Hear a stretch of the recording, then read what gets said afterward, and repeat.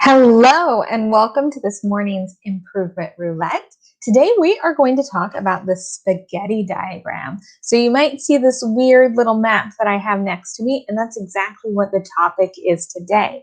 Now in improvement roulette, we try to choose a business improvement tool and a type of business to jump into, to teach you about, to help you solve your problems.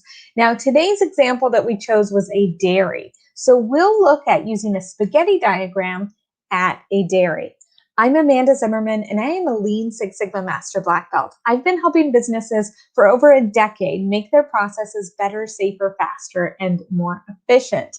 And today, as I mentioned, we are going to talk about spaghetti diagrams. Now, spaghetti diagrams help us to visualize the waste of excess motion. Now, in the post, I shared the example of a friend who walked over 15 miles in one day.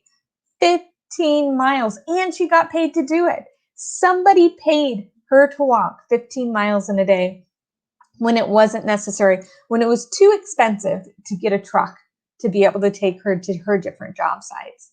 So think about the waste that causes, how much expense that is, how much frustration you might have with your employees, how that might affect your turnover, right? All of these things start to really add up when we have that waste. Now, when I work with employees that have to go up and down stairs, that wasted motion is really obvious, and they are really happy to talk to me about how can we reduce the number of times that we go up and down stairs. The example that I have here is actually looking at several workstations, and this is what a spaghetti diagram looks like. So kind of like when we do a running app or a walking app, depending, that would be what I would use it for, we can see that line move all over the city as we do our run, right? So in the same way, we are looking at our workspace and we are drawing a line to all those places that our workers go within that workspace. That allows us to see maybe things that we're walking further to get. It allows us to see things that we might be leaving the workstation for. In this example where I have three people, three different workstations, you can see how the lines start to intersect and where there's some conflict, right? Some spots that maybe we can reduce the congestion, right? Now let's think if we were on a dairy. Okay, if we were on a dairy, you're talking about something that's like a farm, so it's going to be big. And if I go out to the cows and then I realize, oh, I forgot that one thing that plugs into the udder thing, and and you got to walk all the way back to the shop and go get it. And then you come back. And then maybe you forgot whatever the filler bottle is, and then you got to go walk and get it. And then you got to walk and come back. And then maybe it's lunchtime and you don't take lunchtime at the barn, you take it all the way back to the main house, so you've got to walk all that way. So that's 10 or 15 minutes.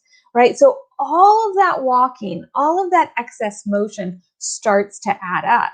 So when we look at opportunities for improvement in our business, one of the things that we can do is just take some time and sit down and watch this motion. Now with running apps and things, you could also have somebody open up that running app and that could follow them around for that day. And you could ask them questions about what they saw. It's quite dramatic to see the number of feet or miles add up. In the example I have here, I did something similar, and we found that for every product, they were walking 1.5 miles to complete each and every product. So that really helps us to see some of those hidden costs that maybe we also haven't been passing on to our customers that we've been absorbing, right? So in the dairy, this could really be exacerbated. You could probably easily walk 5 or 10 miles in a day. So this would be an opportunity to increase the time that you or your employees are doing work that's adding value, because walking around your work site is not adding value. We want to reduce that as much as possible. So that is the spaghetti diagram. Now, this is kind of a messy one. If you want a template that's a little bit nicer, I do have that available for download if you look for that link in the post. Tomorrow, we are going to start talking about a tattoo shop, and we are going to use DMAIC. So to solve a problem at a tattoo shop, using DMAIC. So that'll be a fun one.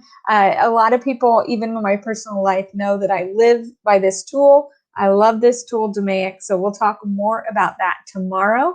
And I need to mark my little cross here green too. I can't forget to do that before the end of the day. I hope today's lesson gave you something to think about. Thinking about all that excess motion that you might have in your work so that you can reduce or eliminate that. So please take some time today to think about places where you have excess motion so that you can reduce that, so that you can get a little bit better each and every day so that you